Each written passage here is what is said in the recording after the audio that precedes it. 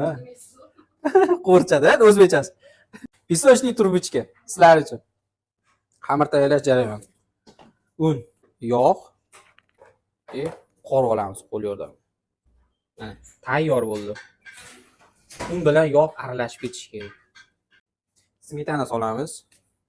Tuxumni sarig'i, tuz, qabartma, razriklitel qoramiz. Xamirimiz shunaqa yumshoq bo'lishi kerak. Yarim soatga tindirib qo'yamiz xolodilnikga, usti yopiq holatda.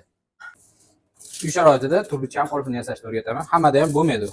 Sotib olgani odam erinishi mumkin. O'shancha uy sharoitida qog'oz va falgada bo'ladi. Falga hamma joyda bor. List yarmini qirib olamiz. Shunaqa qilib chiroyli shakl chiqaramiz. O'rab, buklaymiz. Aylantiramiz.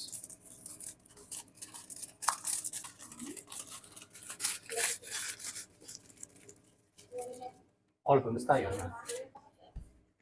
30 ga 60 sm qilib yoyib olishimiz kerak. Ingichkaroq bo'lishi kerak.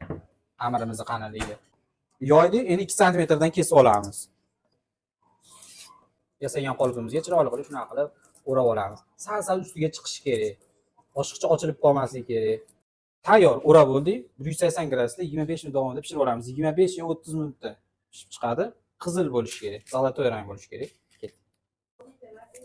Pishib chiqdi. Ko'rishlaringiz mumkin zolotoy rangda. O'zimiz yasagan qoliplar. Bular zavодской qolip. Turishgani ichini to'ldiramiz qaymoq bilan.